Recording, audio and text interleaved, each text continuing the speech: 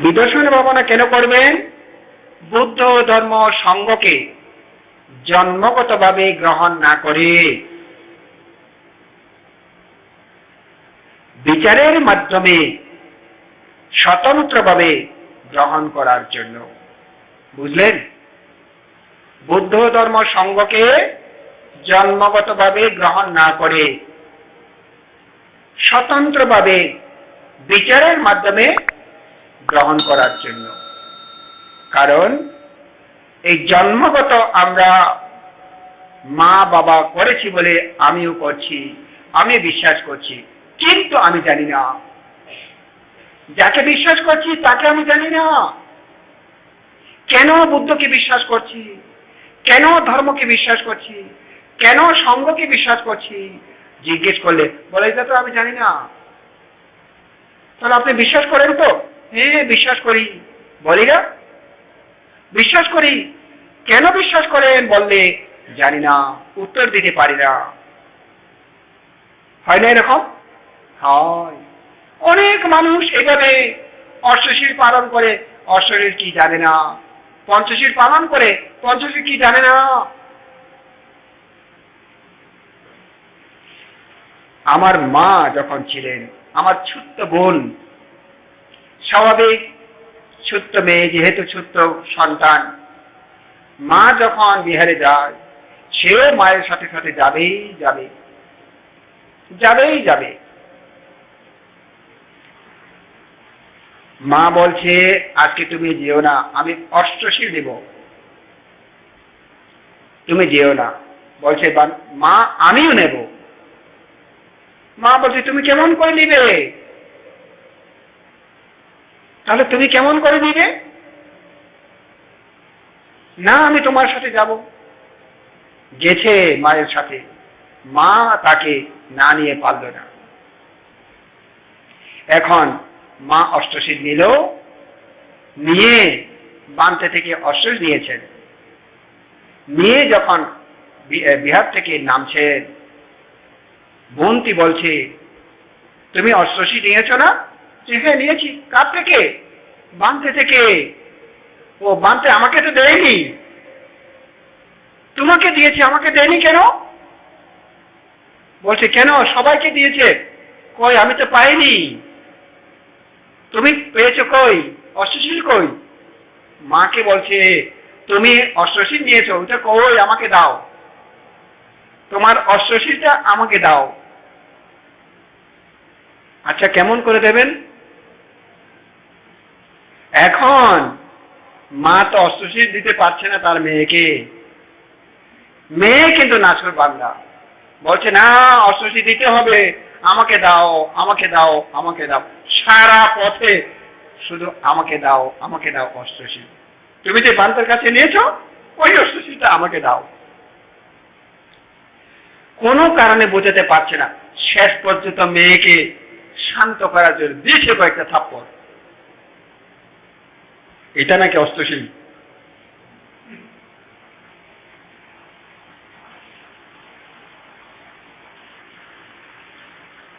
কারণ ছোট্ট মেয়ে কিছুই বোঝে না। অষ্টশীল সেই মনে করছে এটা কিছু খাবার, কিছু খেলনা জাতীয়, যেটা পেলে সে খুশি হতে পারে। এটাই তার মনের মধ্যে। এই কারণে বলছে তোমাকে পানতে দিয়েছে, তুমি আমাকে সেটা দাও। এখন মা কোনো কারণে বোঝাতে পারলো না মেয়েকে, মেয়েও কখনো বুঝবে না, যেভাবেই বুঝুক না কেন সে বুঝবে না। আমি একদিন, আমি তো সহজে লোকেলে যাই না, একদিন মহাসভার মিটিং এর মধ্যে যেতে হয়েছে, একজন বানতে নিয়ে যাচ্ছে আমাকে, আমার গুরু ভাই। সে বলছে সত্য আজিয়া টিয়া পয়সা নাই, আই ডাইরেক্ট গাড়ি করে দেখতে কেমন তোমার তো ওই হারাদারে গাড়ি করে জন ভরবো, এটাও ডাইরেক্ট গাড়ি এমনি। বলছি বানতে আর কি করবো, আর চলেন তাহলে। উঠলাম সিট বরাবর। পাশে আমাদের বিপরীতে একটা মুসলিম মেয়ে, তার ছোট্ট বাচ্চা। বাচ্চাটা দুষ্টামি করছে, এত দুষ্টামি করছে, গাড়ির মধ্যে হয়তো মা একটু অস্বস্তি করছে, সেই কারণে ছেলেকে বলছে, বাবা দুষ্টামি করো না, দুষ্টামি করো না। তাও শুনছে না। বাবা তুমি দুষ্টামি করো না, যদি দুষ্টামি না করো বাসায় গেলে তোমাকে খাসির মাংস দিয়ে ভাত খাওয়াবো, খাসির মাংস দিয়ে ভাত দেব, যদি দুষ্টামি না করো। ছেলে বলছে, মা খাসি কি? খাসি ছাগল আর কি, ছাগল তো, ছাগল আবার খাসি কি? এখন মা কোনো কারণে ছেলেকে খাসি কি বোঝাতে পারে না, ছাগল কি বোঝাতে পারে না। কারণ ছাগল বললে খাসি কি, খাসি বলে ছাগল কি, জিজ্ঞেস করতেই আছে, কোনো কারণে সমাধান দিতে পারে না মা। স্বাভাবিক ছোট্ট শিশু, সেই শুধু জানতে চায়, সেই শুধু জানতে চায়। অনেক সময় আমরা এটা সদুত্তর দিতে পারি না, কেন? তার কাছে শুধু প্রশ্ন থাকে। এইভাবে যে যখন যেটা বলছি, মানুষ হতে কুপথ হতে সুপথে বিচরণ করার জন্য বিদর্শন ভাবনা প্রয়োজন। ছোট্ট শিশু যেমন বুঝে না অষ্টশীল কি, পঞ্চশীল কি, খাসির মাংস কি, সে বুঝে না ছোট্ট শিশু। তদ্রূপ ভাবে কোন উপাসক উপাসিকা যদি পঞ্চশীল কি অষ্টশীল কি বুঝতে না পারে, গ্রহণ করলেও পূর্ণ হয় না, পূর্ণ হয় না। যদি বুঝে তাহলে সে অবশ্যই অবশ্যই কুপথ ছেড়ে সুপথে বিচরণ করবেই করবে। বিদর্শন ভাবনা কেন করবেন? মানসিক হতে উৎপন্ন ব্যাধি নির্মূল করার জন্য, মানসিক হতে উৎপন্ন ব্যাধি নির্মূল করার জন্য। কেউ যদি সঠিকভাবে ভাবনা করে, মানসিক যতই দোষ থাকুক না কেন সেখান থেকে নির্মূল হতে পারে। আমরা তো ভুল ধারণা করছি, বিদর্শন ভাবনা করলে নাকি পাগল হয়ে যায়, তাই না? আমরা জানি, শুনেছি বিদর্শন ভাবনা করলে নাকি পাগল হয়ে যায়, অথচ এখানে বলছে বিদর্শন ভাবনা মানসিক হতে উৎপন্ন ব্যাধি নির্মূল করার জন্য। শারীরিক সকল ব্যাধিকে নির্মূল করতে পারে না, কিন্তু মানসিক ব্যাধিকে নির্মূল করতে পারে। মানসিক ব্যাধি কি হতে পারে? মনের ব্যাধি কি কি হতে পারে? আপনারাই তো বেশি জানবেন, তাই না? বয়স আমাদের চাইতে বেশি, তো সে কারণে আপনারাই বেশি জানবেন মানসিক ব্যাধি কি কি হতে পারে। নানা সামাজিক কর্মকাণ্ড, হ্যাঁ, সামাজিক কর্মকাণ্ডে যখন আপনি ডুববেন তখন দেখবেন আপনি একটা চিন্তা করে গঠনতন্ত্র তৈরি করেছে, অন্য কেউ সেটা অ্যাকসেপ্ট করছে না, আপনার মানসিক একটা আঘাত লেগেছে। এইভাবে আঘাত লাগতে লাগতে লাগতে লাগতে লাগতে লাগতে এক সময় সকল মানুষের প্রতি বিশ্বাস হারিয়ে যায়। মানুষের প্রতি বিশ্বাস হারতে হারতে নিজের প্রতিও বিশ্বাস হারিয়ে যায়, নিজের প্রতিও আস্থা থাকে না। যখন নিজের প্রতি বিশ্বাস হারিয়ে যায়, নিজের প্রতি যখন আস্থা হারিয়ে যায়, তখন মানুষ আর মানুষ থাকে না, তখন অপ্রকৃতস্থ হয়ে যায়। সেই প্রকৃতস্থ থাকে না, অপ্রকৃতস্থ হয়ে যায় মানসিক চাপের কারণে। এখন এভাবেই আমাদের হয়, মানসিক চাপের কারণে স্ট্রোক হয়েছে, তাই না? এভাবে হয়, মানসিক চাপের কারণে স্ট্রোক হয়ে যায়। বিদর্শন ভাবনা এইগুলো থেকে মুক্ত রাখতে পারে, যদি ভাবনার মতো ভাবনা হয়। হ্যাঁ, কিছু কিছু ক্ষেত্রে সম্ভব নয়। কারো যদি আগে থেকে স্ট্রোক হয়ে থাকে, পরবর্তীতে একটু হলে আবার স্ট্রোক হয়ে যাবে। হয়তো এই ক্ষেত্রে তারা একে রোধ করতে পারে না, কারণ তো লুজ হয়ে গেছে, এই কারণে রোধ করতে পারে না। কারো যদি দীর্ঘদিন ডায়াবেটিস থাকে, তারা কন্ট্রোল করতে পারে না, এরকম হয়। তারপরেও কিন্তু তারা একেবারে প্যারালাইসিস থেকে নিজেকে বাঁচাতে পারে, ডাইরেক্ট সমস্ত শরীর প্যারালাইসিস থেকে নিজেকে বাঁচাতে পারে। আর স্ট্রোক হলে একটা না একটা হয় না? হ্যাঁ। কেন? মনকে সমতা আনয়ন করার শক্তি রাখে। সমতা মানে কি? উপেক্ষা। যে চিত্ত উৎপন্ন হয়েছে থেকে উপেক্ষা করতে পারে। উপেক্ষা মানে কি? উপেক্ষা মানে স্বতন্ত্র, ওটাও নয় এটাও নয়, মধ্যস্থতা, ভালো নয় মন্দও নয়, একে বলে উপেক্ষা। কেমন? আবার উপেক্ষা একটা আছে ত্যাগ। কি ত্যাগ? ছেলে দুষ্ট, অত্যন্ত দুষ্ট, তবু মা বাবা নিজের ছেলে তো কি হবে ক্ষমা করে দাও, ক্ষমা করতে পারে না। মা বাবা ছেলের জন্য ক্ষমা করতে পারে না। এই কারণে এটা ক্ষমা করে কি শক্তিতে? উপেক্ষা শক্তিতে। উপেক্ষা শক্তির কারণে ক্ষমা করতে পারে, উপেক্ষা শক্তি না থাকলে ক্ষমা করতে পারে না। আমরা বলি মৈত্রী, করুণা, মুদিতা। উপেক্ষা যদি না থাকে, মৈত্রী, করুণা, মুদিতা এইগুলার শক্তি থাকে না।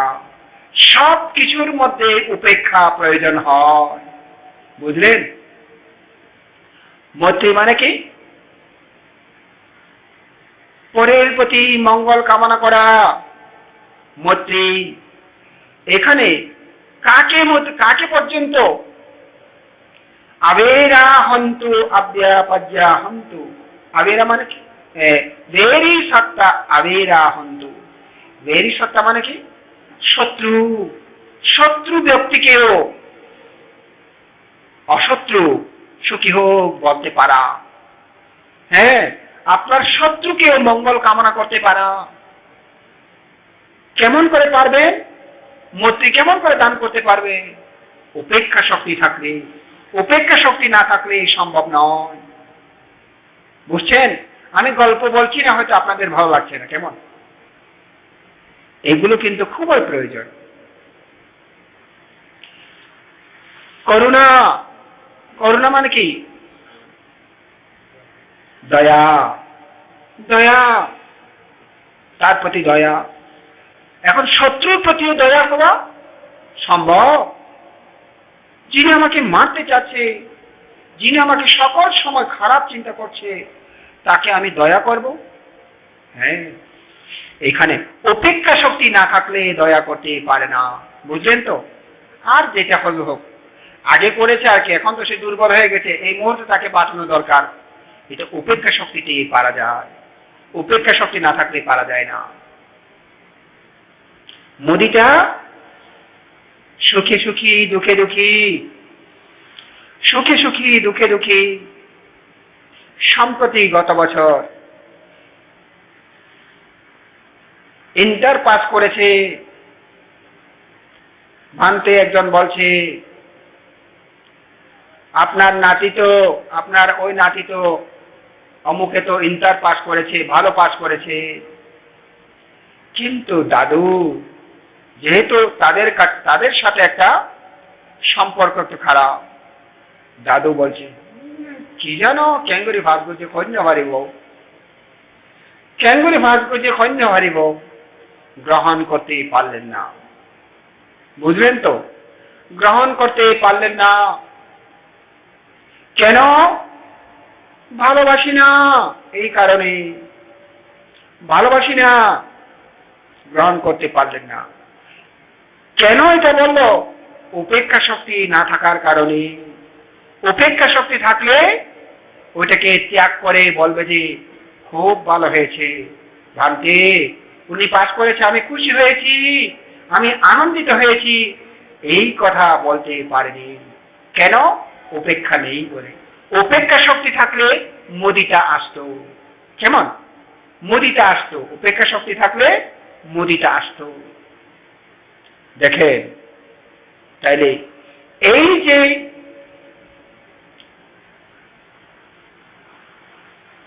মানসিক হতে উৎপন্ন ব্যাধি, মানুষ হতে এইভাবে ব্যাধি উৎপন্ন হয়।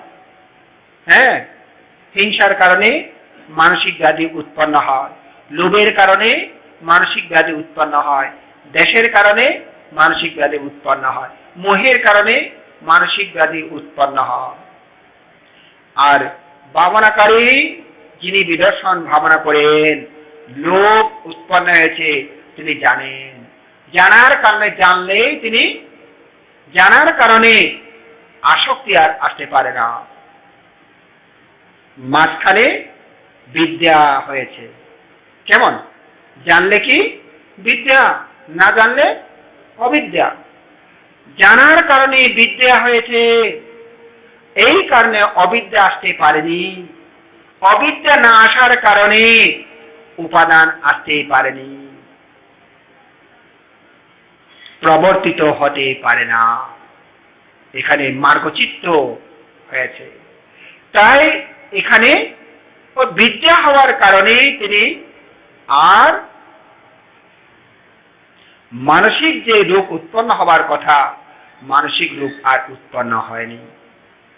হ্যাঁ, এইগুলো নিয়ে 10 দিন পর্যন্ত আলোচনা করবো। যে এখানে সংক্ষেপে একটা একটা ইঙ্গিত দিচ্ছে, এটার বাইরে কোনো আলোচনা করার সুযোগ নেই। বুঝলেন তো? এটার বাইরে আলোচনা করার সুযোগ নেই। এই কারণে মন দিয়ে শুনবেন, যা কিছু বলবো এখান থেকে শুরু। তাহলে বিদর্শন ভাবনা কেন করবেন? জীবন চলার পথে আবেগ সর্বস্ব না হয়ে বিবেক উৎপাদনের প্রচেষ্টার জন্য। আবেগ সর্বস্ব না হয়ে, আবেগ তো বুঝেন তাই না?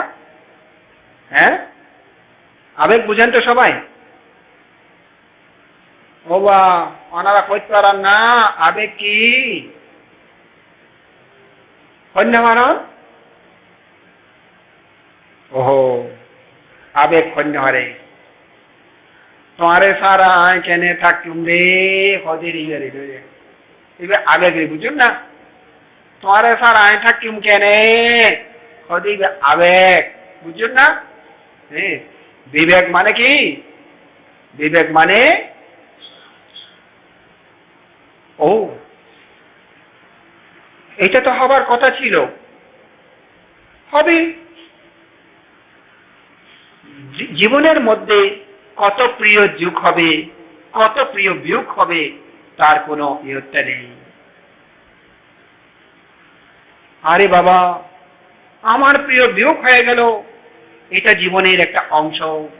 প্রিয় বিয়োগ হলো, যাকে আমি ভালোবাসি সে চলে গেছে, সেই চলে না গেলেও আমাকেও চলে যেতে হবে। আহা, জীবনটা বড়ই ভয়ঙ্কর, জীবনটা বড় ভয়ঙ্কর। এই ভয়ঙ্কর জীবন না আসা আগে আমার করণীয় কর্তব্য সম্পাদন করা উচিত, এইভাবে ভাবনা হচ্ছে বিবেক। বুঝছেন? বিবেক জাগ্রত বোধ। বিবেক মানে কি? বিচার শক্তি। বিচার শক্তিকে বলে বিবেক।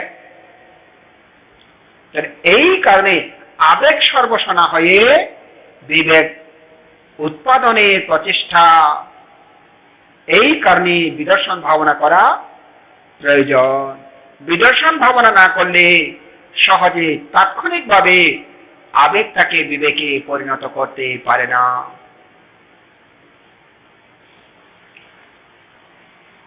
তারপরে বলছে কেন বিদর্শন ভাবনা করবেন? শারীরিক ও মানসিক অশান্তি দূর করে অনুপম সুখ লাভের জন্য। সবগুলোই অনেকটা একই, কাছাকাছি। শারীরিক ও মানসিক অশান্তি দূর করে অনুপম সুখ লাভের জন্য। কিছুক্ষণ আগে যেটা বললাম, শারীরিক অশান্তি হয়েছে, বিদর্শন ভাবনা করলে মানসিক অশান্তি হতে পারে না। হ্যাঁ,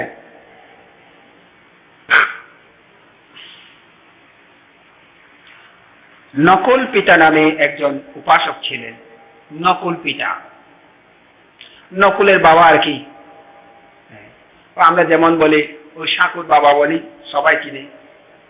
অজিত বাবু সবাই চিনে না, কিন্তু সাকুর বাবা সবাই চিনে। হ্যাঁ, অনেক সময় আমরা ওই যে ওই জয়া বড়ুয়া আছে, জয়া বড়ুয়াকে চিনি না আমি, খুব অনেক পরে চিনেছি, কিন্তু জয়ার মাকে চিনি।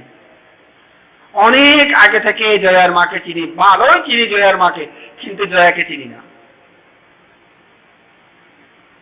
অনেক সময় এরকম হয়ে যায়, যখন বৃদ্ধ বয়সে পরিচিত হয় তখন ছেলের নামে অথবা মেয়ের নামে তারা পরিচিত হয়, তাদের নাম জানি না। যেদিন মারা যায় সেদিনই তার নামটা জানি, এর আগে জানি না। এরকম হয় না? হ্যাঁ, এই উপাসকটাও সেরূপ। নকুল পিতা, নকুলের বাবা আর কি। এই নকুল পিতা এখন বৃদ্ধ, অনেক কষ্ট করে একদিন বিহারে গেলেন। বুদ্ধকে বললেন, বন্দনা করে বুদ্ধকে বললেন, বুদ্ধ ভগবান আমাকে এমন একটি উপদেশ দেন, যেই উপদেশে আমি নিজেকেই ভালো রাখতে পারি। ভান্তে, আমি বুড়ো হয়ে গেছি, এখন বিহারে আসতে পারি না। কেউ যদি অবলম্বন না থাকে আমার পক্ষে আসা সম্ভব নয়। অন্ধের যষ্টি যদি না পায় সম্ভব নয় আসা। বুদ্ধ বললেন, হে উপাসক নকুল পিতা,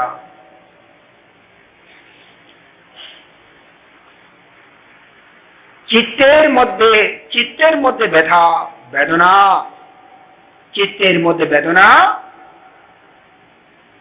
শরীরের মধ্যে নিও না।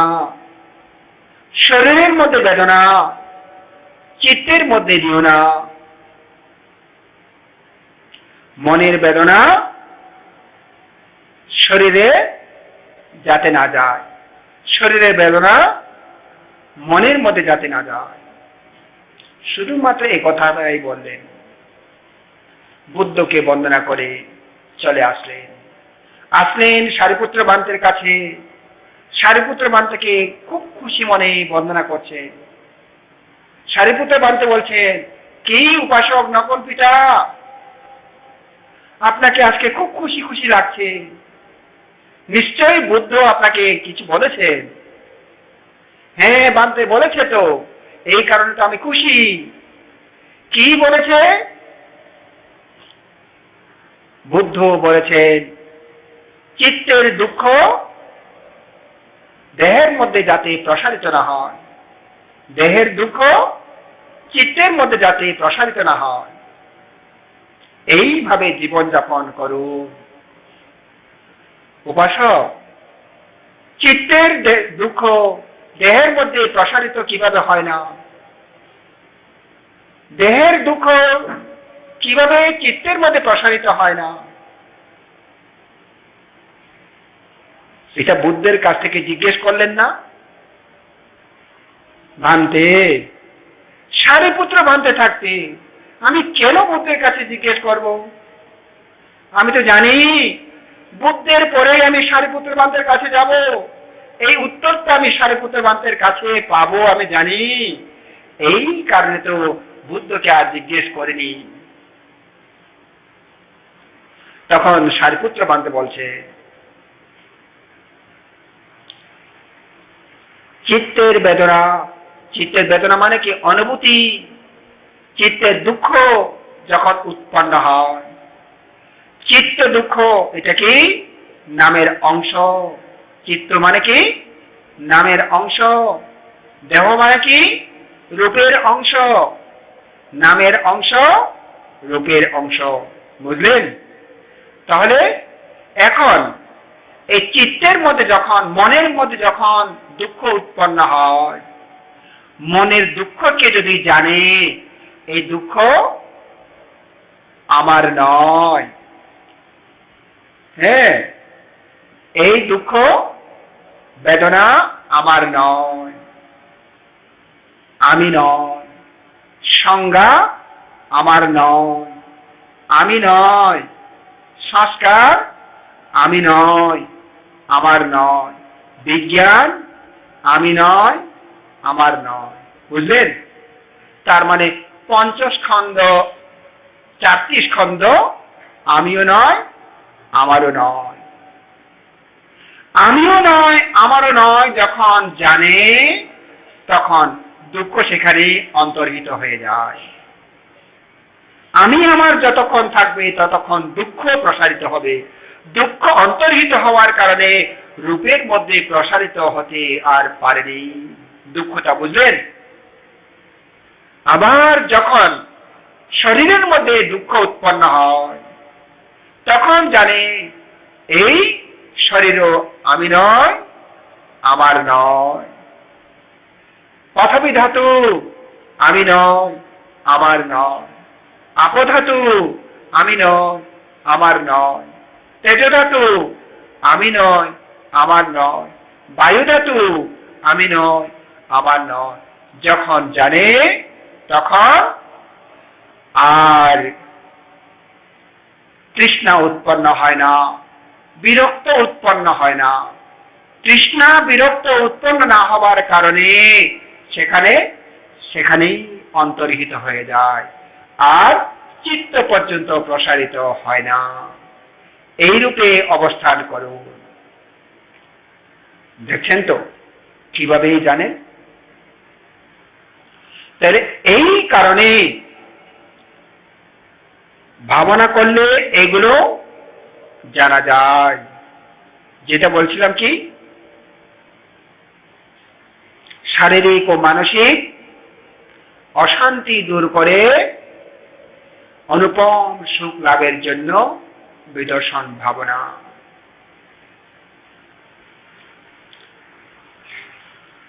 এখানে কৃষক আছে, কৃষিকর্ম করে মানুষ, খেতে কাজ করে। হ্যাঁ, খেতে কাজ করে। আচ্ছা, খেতে কাজ করলে খুব সুখী না? সুখ লাভ করে খেতে কাজ করলে, নাকি দুঃখ লাভ করে? দুঃখ। কেমন? অসম্ভব কষ্ট। ধানের চাইতেও ক্ষেতের কাজ বেশি কষ্ট। এই বেশি কষ্ট হলেও একজন কৃষক আপন খুশি মনে করে। কেন জানেন? ফল লাভের জন্য। কষ্ট করে, প্রতিদিন রোদে পুড়ে কষ্ট করে, জলে ভিজে কষ্ট করে, যখন ফল ধরে কৃষকের আনন্দ ধরে না। এত আনন্দিত হয়, এত খুশি হয় কেন? ফল পেয়েছে বলে। ঠিক বিদর্শন ভাবনাকারী বসলে কষ্ট পায়, ব্যথা বেদনা যন্ত্রণা শুরু হয়, কিন্তু যখন ব্যথাকেই জানে সাথে সাথে ফল পায়। বুঝছেন? ব্যথাকে জানে সাথে সাথে ফল পায়। এই কারণে ব্যথার মধ্যেও সে সুখ পায়, ব্যথার মধ্যে সে অনুপম আনন্দ পায়। এটা হয়তো আপনারা এখনো যেতে পারেননি, তো এই কারণে বুঝতে পারছেন না। যেতে পারলে কিন্তু বুঝতে পারবে। যেতে হলে কি করতে হবে? যেতে হলে আপনাকে একটু কষ্ট করতে হবে। কেমন? একটু কষ্ট করতে হবে। কাটাহেরি খান্ত কেন কমল তুলিতে, দুঃখ বিনা সুখ লাভ হয় কি মহিতে। যদি কমল বা পদ্মফুল চান তাহলে একটু কাটার কষ্ট আপনাকে ভোগ করতে হবে, যদি পদ্মফুল চান। ঠিক এইভাবে যদি আপনি নির্বাণ নামক পদ্মফুল চান, সুখ নামক পদ্মফুল চান, একটু আপনাকে কষ্ট করতে হবে, তাহলে অবশ্যই আপনি পাবেন। কেন বিদর্শন ভাবনা করবেন? শীলপূর্ণ জীবন গঠন করার জন্য। শীলপূর্ণ জীবন গঠন করার জন্য। ভাবনাকারী ছাড়া কেউ সহজে পূর্ণশীল পালন করতে পারে না। বুঝছেন? কেন?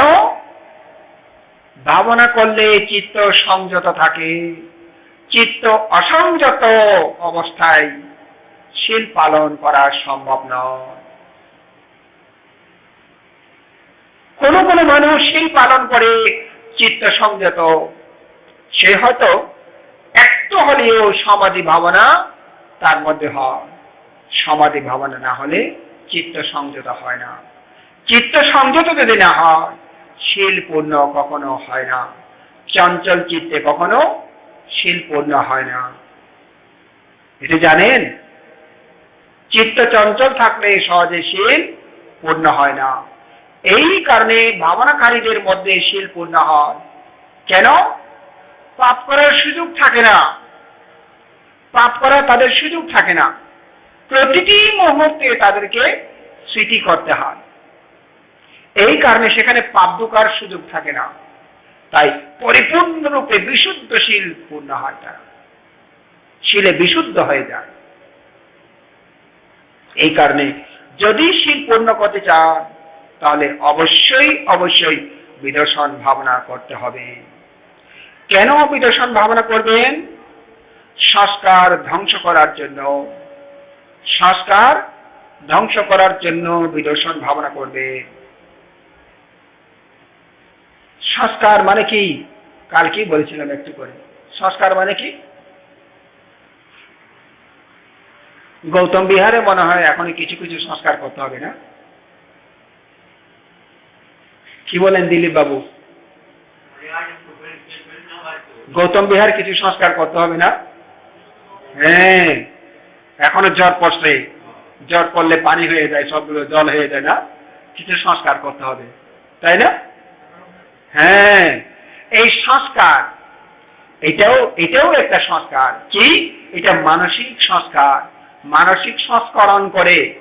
সংস্করণ করে বলে সংস্কার। হ্যাঁ, সংস্করণ করে। মানসিকভাবে একটার পর একটা সংস্করণ করে। এই কারণে একে বলে সংস্কার। এই সংস্করণ করে বলে তারা একটা থেকে একটাতে যায়, একটা থেকে একটাতে যায়। এই একটা থেকে একটাতে যেতে যায়, সেকে একে বলে সংসার। একে বলে সংসার। সংসরণ করে বলে সংসার। সংসরণ কোথায় কোথায়? এখান থেকে ওখানে, ওখান থেকে সেখানে, এইভাবে সংসরণ করে বলে সংসার। এই কারণে সংস্কার থাকলে সংসার থাকবে থাকবে। এখানে সংস্করণ করলেন, সংস্করণ করলেন, সংস্কার হলো। এখানে সংস্করণ করার কারণে ওখানে যেতে হয়। তাই কি হয়েছে? সংসরণ হয়ে গেছে, সংসার হয়। এই কারণে সংস্কার থাকলে সংসার হবেই হবে। তাই বলছে সংখারা নিরোধা নির্বাণা। সংস্কার নিরোধয় নির্বাণ। আপনি সংস্করণ বাদ দেন, এই বিহারটাকে সংস্করণ বাদ দেন, দেখবেন একদিন ভেঙে পড়বে। বুঝলেন? একদিন ভেঙে পড়বে। গৌতম বিহার বলার কোনো চিহ্ন থাকবে না, নিশ্চিহ্ন হয়ে যাবে। তাইলে কি ভান্তে আমাকে নিশ্চিহ্ন করার জন্য আমি করছি নাকি ভাবনা? হ্যাঁ, আমাকে নিশ্চিহ্ন করার জন্য। বুঝলেন? কেন? আমি যতক্ষণ থাকে ততক্ষণ কি করে? অহংকার করে। আমি যতক্ষণ থাকি ততক্ষণ কি করে? হিংসা করে। আমি যতক্ষণ থাকে ততক্ষণ কি করে? অভিমান করে। আমি যতক্ষণ থাকে ততক্ষণ কি করে? আত্মসাৎ করে। এই কারণে আমি তাকে বাদ দেবার জন্য, আমি তার অস্তিত্ব দূরীভূত করার জন্য বিদর্শন ভাবনা করা হয়। বুঝলেন? হ্যাঁ, তখন আর সংস্করণ হবে না। তাহলে এই যে আমি, এটা হচ্ছে সৎকায়। আমি কি? সৎকায়। সৎকায় মানে আমি, আমার যেটা বলি একেবারে সৎকায়। সৎকায় মানে একেবারে ভুল হবে এটা নয়। দৃষ্টি যখন আসবে তখন ভুল, এর আগে ভুল নয়। সৎকায় দৃষ্টি, নাম তো শুনেছেন না? সৎকায় দৃষ্টি। সৎকায় মানে এই দেহ, নাম রূপ সৎকায়। দৃষ্টি মানে একে ভুল ধারণা করছি, এটা হচ্ছে দৃষ্টি। ওই আমি আমার সৎকারে থাকবে, সৎকারে থাকবে, দেহ থাকবে, কিন্তু আমি আমার এটা থাকবে না। আমি আমার থাকলে দৃষ্টি হয়ে যায়। বুঝলেন তো? এই কারণে এই আমি আমাকে দূরীভূত করার জন্য, বুঝছেন তো? ধনঞ্জয় বাবু মরে যাক সেটা নয়, বুঝলেন তো? কিন্তু ধনঞ্জয় বলে আমি, আমার, এটা আমার, এই কেউ নিতে পারবে না, ওইটা থেকে দূরীভূত করার জন্য। তখন ধনঞ্জয় থাকবে থাকবে, কিন্তু আমি আমার অহংকার মান এগুলো থাকবে না। খুব জটিল বিষয় না? খুব জটিল বিষয়।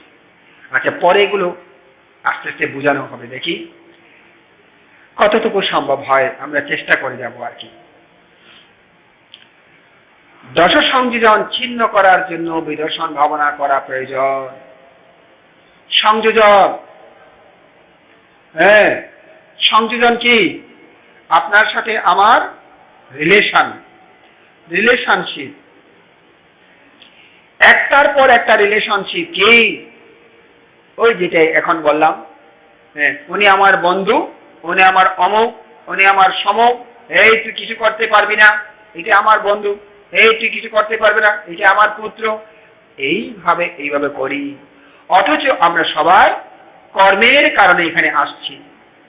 হ্যাঁ, ওই বাসে উঠলাম, বললাম যে বাসে উঠলাম, সেখানে কয়েকজনের সাথে দেখা হলো, একটু কথা হলো, একটু যদি দীর্ঘপথ হয় তাহলে বন্ধুত্ব হলো। কিছুক্ষণ পরে বন্ধু যখন নামে যায় মনে দুঃখ পায়। বুঝলেন? কেন? তাকে আমার বলে গ্রহণ করেছি, এই কারণে মনে দুঃখ পাচ্ছি। অথচ তাকে নামিয়ে যেতে হবে, এইটা আমি জানিও না জানের মতো, জানিও না জানের মতো করছি। অথবা আমাকে নেমে যেতে হবে, আমি এটা জানিও না জানির মতো করছি, ওটা মূর্খতার মতো করছি। এটা ঠিক তদ্রুপ ভাবে আমরা সবাই কর্মের কারণে এখানে এসে উপস্থিত হয়েছি। আর সেই কর্মের কারণে আপনাদের সাথে আমার দেখা সাক্ষাৎ হয়েছে। বুঝলেন? কি কর্ম? বিদর্শন ভাবনার কারণে আপনাদের সাথে আমার দেখা সাক্ষাৎ হয়েছে। এখানে বিদর্শন বিশেষভাবে দর্শন না করেও আমরা হয়তো এক পক্ষ গ্রহণ করতে পারি, এক পক্ষ হতে পারে। কেমন? কি? ভান থেকে ভালো লাগে, ভান থেকে দেখতে ইচ্ছে করে, না দেখলে আমার হবে না, দেখতে ইচ্ছা করা ভালো, না দেখলে হবে না, আমাকে দেখতেই হবে, না দেখলে আমি মরে যাব, এটাই যে ভাবা, তখন এটা জন্মান্তর পর্যন্ত গড়িয়ে যায়। বুঝলেন? জন্মান্তর পর্যন্ত গড়িয়ে যায়। এক সময়ে আপনাদের সাথে হয়তো মা বাবা, পুত্র অথবা পুত্র পিতা, পিতা পুত্র, মাতা পুত্র হতে পারে। এই কারণে, বুঝলেন? এইভাবেই যতদিন হবে ততদিন শুধু রোলিং করতেই থাকবে, রোলিং করতেই থাকবে, চলতেই থাকবে, প্রবর্তিত হতেই থাকবে। এই কারণে এই যে রিলেশনশিপ, যেটা বাহ্যিক, হ্যাঁ, বান থেকে দেখা উচিত, পূজা করা উচিত, বান থেকে দর্শন করলে মঙ্গল হয়, কিন্তু আসক্তি নয়, কিন্তু আসক্তি নয়। যেই মাত্র আসক্তি করবেন, এটা জন্ম পরিভ্রমণে চলে যাবে। এই কারণে যে সংযোজন আসক্তিতে যখন উৎপন্ন হয় তখন সংযোজন হয়ে যায়। চোখ দিয়েও সংযোজন হয়, কান দিয়েও সংযোজন হয়, নাক দিয়েও সংযোজন হয়, জিহ্বা দিয়ে সংযোজন হয়, শরীরের বাহ্যিক দিয়ে সংযোজন হয়, মন দিয়েও সংযোজন হয়। এই সংযোজনগুলো যখন ছিন্ন করে তখন দশ সংযোজনের ছিন্ন হয়। সরকারের দৃষ্টি, বিচিকিৎসা, চিরব্রত, পরামর্শ, এইগুলো সংযোজন হয়, ছিন্ন হয়ে যায়।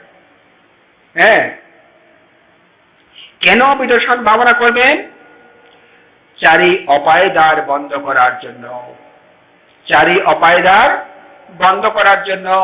চারি অপায় কি কি বলছিলাম তো?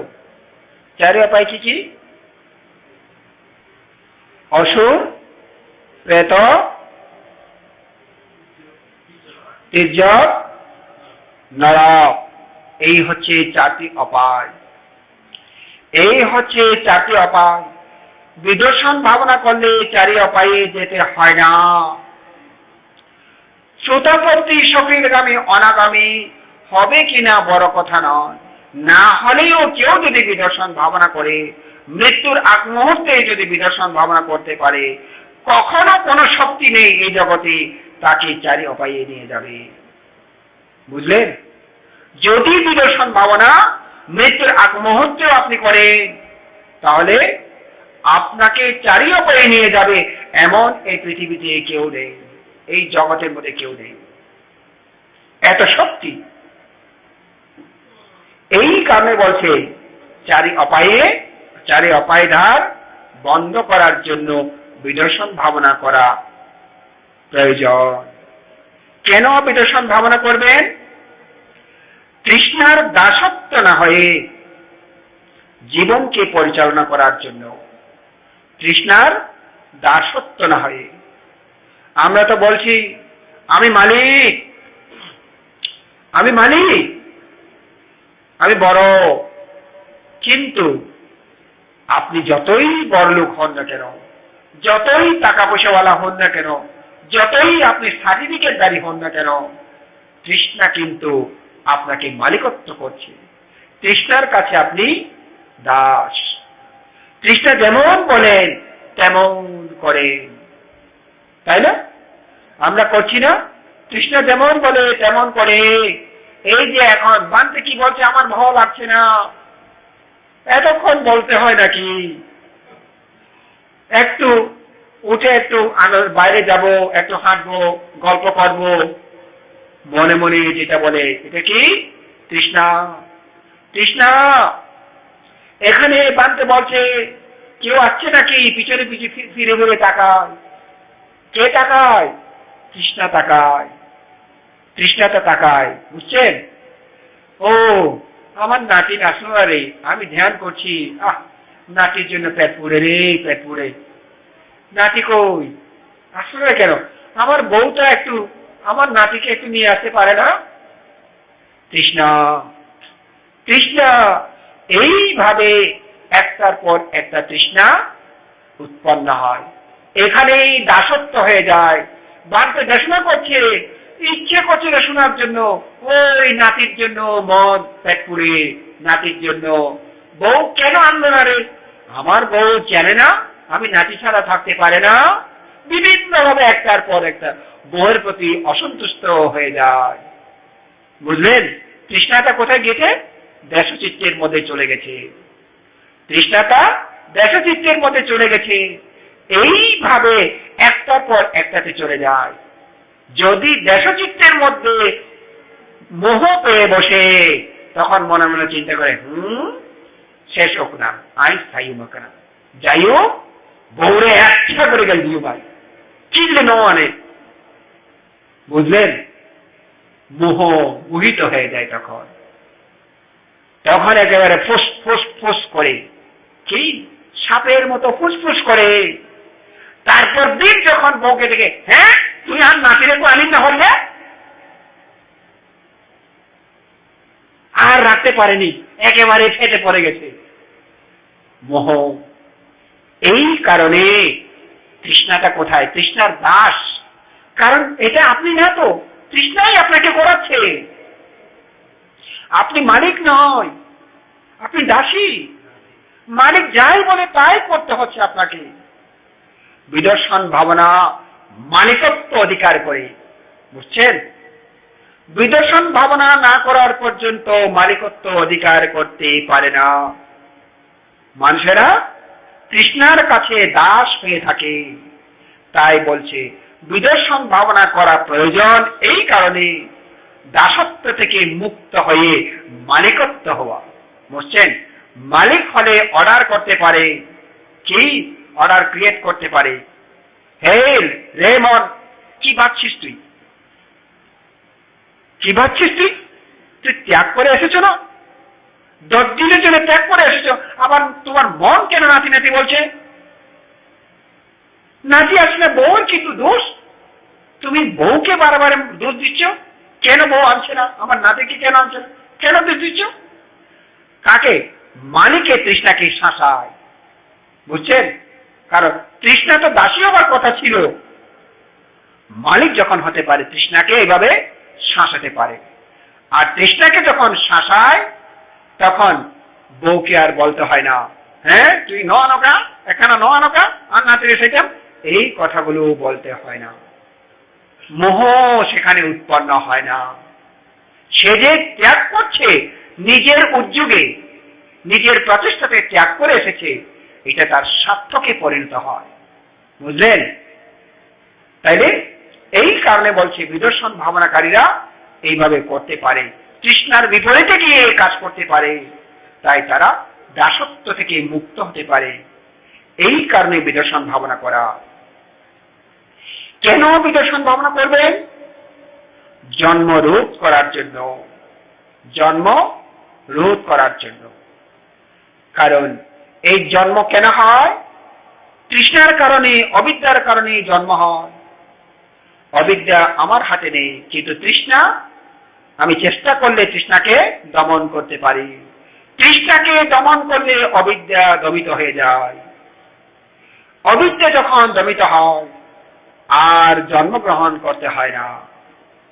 এই কারণে বিদর্শন ভাবনা করা প্রয়োজন। কেন? জন্মকে রোধ করার জন্য। কেন জন্মকে রোধ করব? জন্মকে রোধ করলে আর বুড়ো হতে হবে না, এত কষ্ট করতে হবে না। হ্যাঁ, এত কষ্ট করতে হবে না। ব্যথা বেদনা, অসহ্য যন্ত্রণা আর সহ্য করতে হবে না। এই কারণে পণ্ডিতেরা এই দেহকে দুঃখবার, স্কন্ধবার বলে মনে করে। এটা ভার, ভার, ভার। ভার তো চিনেন না? হ্যাঁ, এখন বার বইয়ে মানুষ তো কম, কেন? অতলে বার নচিনি দেরি, অনেকে বার নচিনিব। হ্যাঁ, ভার বসে মাথায় কাঁধের মধ্যে নিয়ে যায়, ভার্গ বসে নিয়ে যায়। এইটা, এই দেহটা এক একটা বার। কখন বুঝবেন? যখন বুড়ো হবেন তখন বুঝবেন। বুড়ো হবার আগে বোঝা যায় না। বুড়ো হলে বোঝা যায়, অসুখ বিসুখ হলে বোঝা যায়। এই দেহটা ভার, এর আগে বুঝতে পারে না। এইগুলো থেকে মুক্ত হবার জন্য বিদর্শন ভাবনা। এবার বুঝলেন তো কেন বিদর্শন ভাবনা করবেন? এখন একেবারে এই মনে প্রাণে করবেন। ওই মন ওইদিকে যাচ্ছে, তৃষ্ণা, এটি জানবেন। দেখতে ইচ্ছা করে তৃষ্ণা, কথা বলতে ইচ্ছা করে তৃষ্ণা, এগুলো জানবেন। তো এখন তৃষ্ণার দাসত্ব হবেন, তৃষ্ণার দাসী হবেন, নাকি আপনি প্রভু হবেন? কি হতে চান? প্রভু হবেন নাকি দাসী হবেন? প্রভু হলে দেখতে ইচ্ছা করলে দেখবেন না, চোখ বন্ধ করে ফেলবেন। আর দেখবো না, চোখ বন্ধ করে ফেলুন। কার মতো? তেমীয় কুমারের মতো। তেমীয় কুমার গল্প তো শুনেছেন না? তেমীয় কুমারের মতো চোখ থাকিতে অন্ধ সাজায়, কান থাকিতে বধির সাজায়, মুখ থাকতে বোবা সাজায়। হ্যাঁ, হাত পা শক্তি থাকতে সে খঞ্জ সাজিয়েছে। ঠিক তদ্রূপ আপনিও চোখ থাকতে যেই মাত্র চোখ দেখতে চায়, চোখ বন্ধ করে ফেলুন, আর দেখতে হবে না। কথা বলতে ইচ্ছা করছে না, মুখ বন্ধ, বলবো না। তাইলে দেখবেন খুব দ্রুত আপনি ফল পাচ্ছেন, খুব দ্রুত ফল পাচ্ছেন। এইভাবে প্রত্যেকে প্রতিটি মুহূর্তে সাবধানে অবলম্বন করবে। আমরা কথা বলি, কথায় কথায় বলি সাবধানে মার নাই, সাবধানে মার নাই। এই সাবধান মানে কি বললাম? সম্প্রজ্ঞান, সাবধান মানে কি? সম্প্রজ্ঞান। খেয়াল রেখে রেখে কাজ করা, প্রত্যেক কিছুকে খেয়াল রেখে রেখে কাজ করা। এই নিঃশ্বাস টানছি ফেলছি, এটাও খেয়াল রেখে রেখে করা। হ্যাঁ, খেয়াল রেখে রেখে করা। হয়তো যদি আমার মাথায় আসে, কালকে এটা নিয়ে আলোচনা করব। আনাপান স্মৃতি সমত ভাবনা নাকি বিদর্শন ভাবনা, এটা কালকে আলোচনা করা হবে। বুঝছেন? আনাপান স্মৃতি সমত ভাবনা নাকি সমত বিদর্শন ভাবনা, বুদ্ধ কি বলেছেন এটা আলোচনা করা হবে। আমি নয়, বুদ্ধ কি বলেছেন এটাই আলোচনা করা হবে। কেমন? এটা কেউ সমত মধ্যে ব্যবহার করতে পারে, বিদর্শনের মধ্যেও ব্যবহার করতে পারে। বুঝলেন? এটা নিজের উপর নির্ভর করে আমি সমত ভাবনায় ব্যবহার করব নাকি বিদর্শন ভাবনায় ব্যবহার করব, এটা নিজের উপর নির্ভর করে। বুদ্ধের প্রতিটি এইভাবে ভাবনাগুলো প্রত্যেক কিছু ভালোভাবে জানার জন্য চেষ্টা করবে। সমত বিদর্শন দুটি সম্পর্কে অভিজ্ঞতা হতে হয়। কোন ভাবনা বিদর্শন আচার্য যদি সমত বিদর্শন উভয় সম্পর্কে অভিজ্ঞ না হয়, সে বিদর্শন ভাবনা দান করতে পারে না। বুঝলেন? বিদর্শন সমত এবং বিদর্শন উভয় সম্পর্কে যদি তার ধারণা না হয়, তিনি ভাবনা দিতে পারে না। তাকে উভয় দক্ষতা হতে হয়, তাই তিনি ভাবনা দিতে পারেন। উভয় সম্পর্কে জানতে হয়, তখন তিনি ভাবনা দিতে পারেন। এর আগে ভাবনা দিতে পারেন না। এই কারণে আপনাদেরকেও এইভাবে শিক্ষা করতে হবে। আসছেন নিজের ইচ্ছাতে, আসছেন না, কেউ তো জোর করেননি। অতএব কষ্ট হলেও আপনারা চিন্তা করবেন আমি যেন সার্থক করতে পারি। অথবা ছেলে পাঠিয়েছে, অথবা মেয়ে পাঠিয়েছে, নাতি পাঠিয়েছে, আমি আসতে চাইনি কিন্তু পাঠিয়েছে। ও, তারা যখন পাঠিয়েছে আমি এটাকে সার্থক করে যাব, এটাই মনে করে করবে। আমি ভাবনা করব কেন? শীল পূর্ণতার জন্য। আমি ভাবনা করে যদি শীল পূর্ণতা হয়, আমার পরিবারে আমার ছেলে কামাই এনে আমাকে যদি দেয়, শীলবান একজন বাবাকে পূজা করবে, আরেকজন শীলবানকে পূজা করবে। একজন ব্যক্তিকে দুই ধরনের পূজা করবে। কে? ছেলে। একটা হচ্ছে বাবা, আর একটা হচ্ছে শীলবান। একটা হচ্ছে মা, একটা হচ্ছে শীলবান। একটা হচ্ছে ঠাকুর মা, আর একটা হচ্ছে শীলবান। একটা হচ্ছে দিদিমা, আর একটা হচ্ছে শীলবান।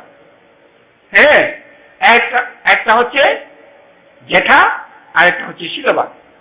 তাহলে দুটো সে পালন করতে পারবে। আমার বৌমা রান্না করে দিচ্ছে, সেই শুধু বৌমা বলে নয়, শ্বশুর বলে নয়, শাশুড়ি বলে নয়, একজন শীলবানকে এসে পূজা করো, এইটা মনে করে ভাবনা করবে। বান্তেরাও এরূপ। প্রত্যেক বান্তেরা বান্তে বলতেই তারা এইরূপ কামনা করে। আমার এই উপাসক উপাসিকা, দায়ক দায়িকা এত কষ্ট করে তারা দান করছে, এই দানটাই যেন শীলবান শীলসম্পন্নকে দান করা হয়। এই কারণে বান্তারা শীল প্রতিপালন করে। বুঝলেন? শীল প্রতিপালন না করে সহজে খায় না,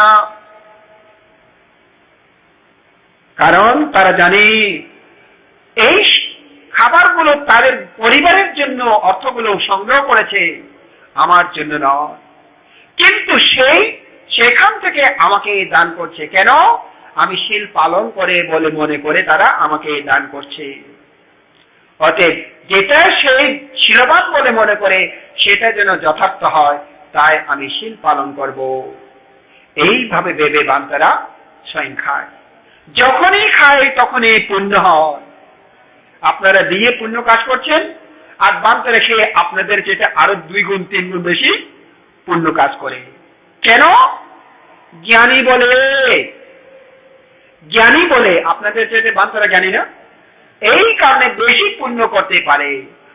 জ্ঞানী মানুষ অল্প কাজ করে বেশি পুণ্য করতে পারে, অজ্ঞানী মানুষ বেশি কাজ করেও অল্প পুণ্য হয়। বুঝছেন তো? এই কারণে জ্ঞানী হতে হয়। আপনি জ্ঞানী হন। আপনার বৌমা আপনাকে দিয়েছে সার্থক হোক জীবনটা, আর আপনি বৌমার রান্না খেয়ে আপনি জীবনটাকে সার্থক করেন। আপনার ছেলে কষ্ট করে কামানো অর্থ আপনাকে দিয়ে তারাও পুণ্য হোক, সুখের অধিকারী হোক, আর আপনি জ্ঞানমূলক আহরণ করে আপনিও অনেক পুণ্যের অধিকারী হন। এইভাবে একে অপরের পুণ্য অধিকারী হতে পারে বিদর্শন ভাবনার শিক্ষা। সকলেই এইভাবে প্রতিটি মুহূর্তে পুণ্য সঞ্চিত করুক, প্রতিটি মুহূর্তে জ্ঞান অর্জন করুক, এই কামনা করছি। আমি আর কথা বাড়াবো না, সময় মনে হয় 7:09 হয়ে গেছে। আপনাদের একটু করে বাইরে করে যাবেন, আবার এসে 10 মিনিট মতন বসবেন, তারপরে পানীয় হবে, কেমন? তারপরে পানীয়, তারপরে আবার চংক্রমণ করবেন। সময় আছে চংক্রমণ করার জন্য, চংক্রমণ করবেন। তাহলে আমরা শেষ করে দিই। আবারও আমি তথাগত সম্যক সম্বুদ্ধকে গভীর শ্রদ্ধা অত্যন্ত চিত্তে বন্দনা নিবেদন করছি। তারই আবিষ্কৃত মহান সদ্দর্মকে, তারই প্রশংসিত মহান সঙ্গকে বন্দনা নিবেদন করছি। পরম পূজনীয় আমার ধর্মপিতা গুরুগণ থেকে বন্দনা নিবেদন করছি। পরম পূজনীয় ত্রয়োদশ সঙ্গরাজবান থেকে বন্দনা নিবেদন করছি। প্রয়াত ভিক্ষু সুগত প্রিয়বাদ থেকে বন্দনা নিবেদন করছি। কৃতজ্ঞতা জানাচ্ছি স্নেহভাজন আলোকা বংশ ঠেরো, এই বিহারের অধ্যক্ষ ধর্মশ্রী ভিক্ষু মহোদয় এবং সাক্ষ্যশ্রী ভিক্ষু মহোদয়, তাদেরকেও অন্তরের অন্তঃস্থল থেকে স্নেহপূর্ণ আশীর্বাদ করছি। এখানে শ্রমণ এবং সেবক, সাধক সাধিকাগণ এবং বিহার পরিচালনা কমিটি, গ্রামবাসী, যারা যারা দান করেছেন, যারা যারা কায়িকভাবে পরিশ্রম করছেন, মানসিকভাবে সহযোগিতা করছেন, প্রত্যেক জনের প্রতি সমভাবে পূর্ণদান ও আশীর্বাদ করছি।